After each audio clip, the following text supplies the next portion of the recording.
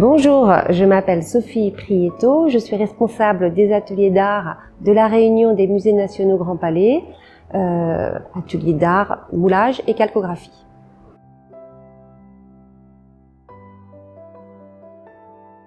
L'atelier naît en même temps que le Louvre, que le musée du Louvre. Donc le musée du Louvre était un château. Une fois que les rois ont été démis de leur fonction, on a décidé que ce château servirait au peuple, servirait à devenir un musée.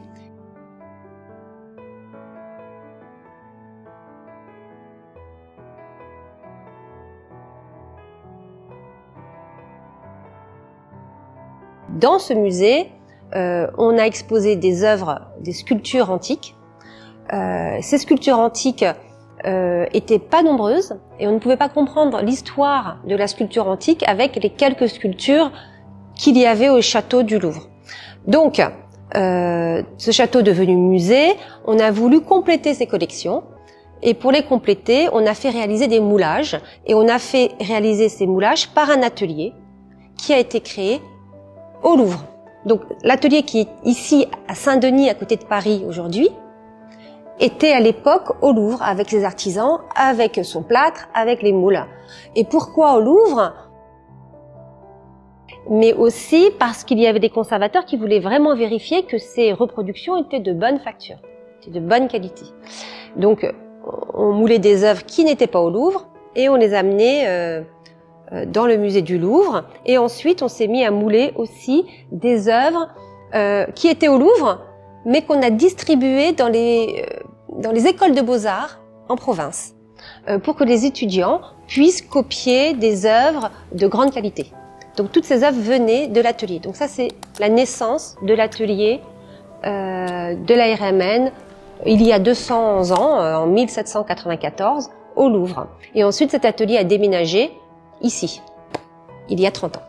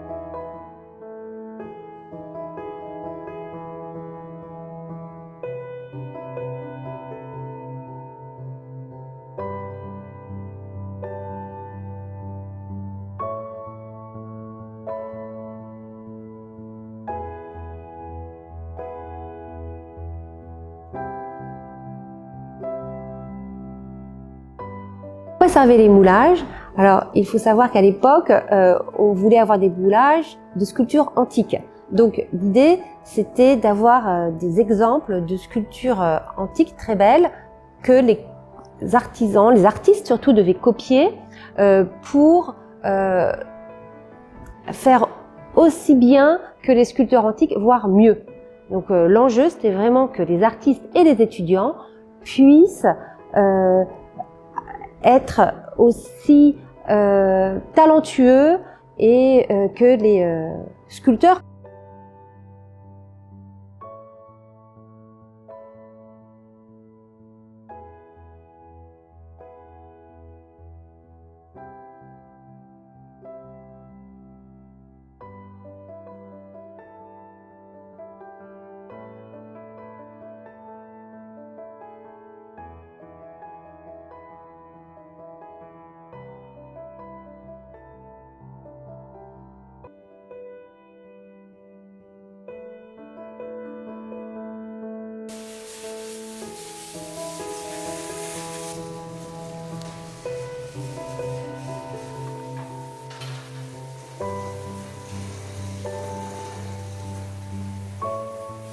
Bien, là.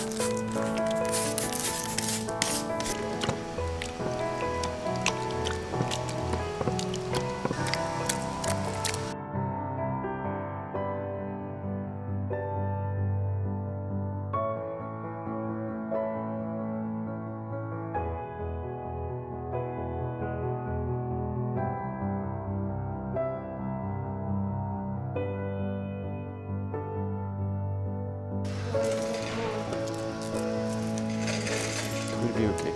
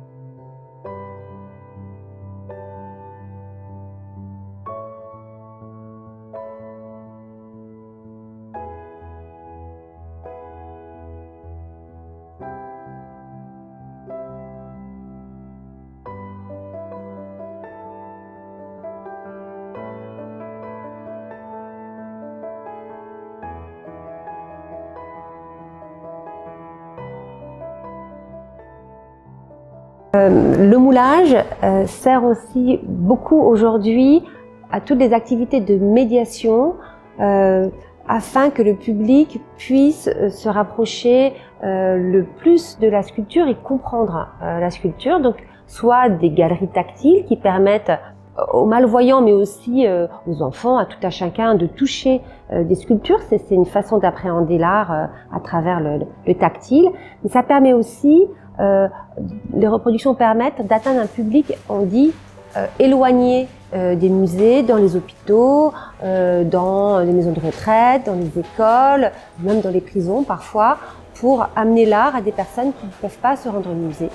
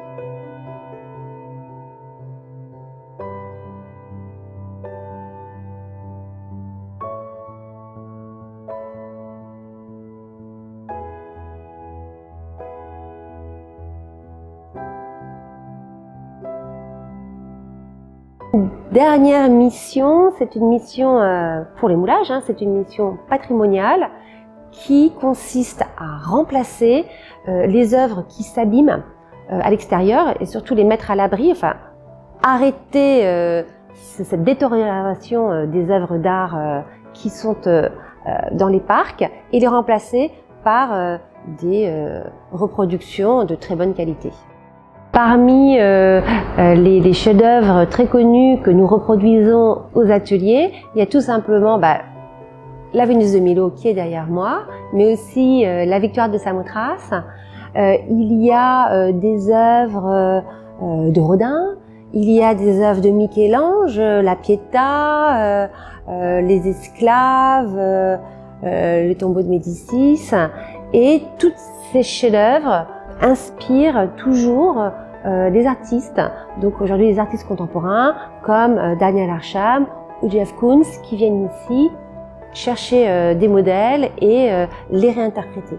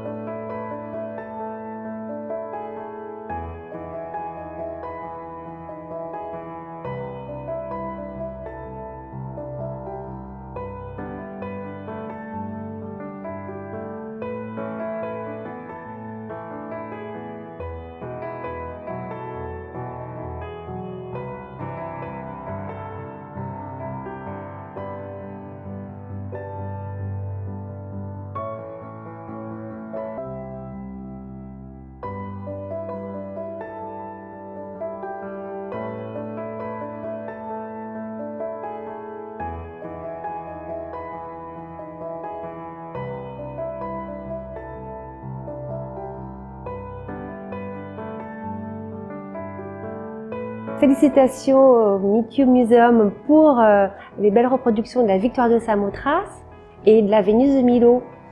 Et nous souhaitons beaucoup de succès à cette prochaine exposition d'estampes de la calcographie du Louvre qui dévoilera cette belle collection qui représente les chefs-d'œuvre du Louvre et qui représente aussi une technique de gravure exceptionnelle. Nous espérons que le public chinois s'en délectera.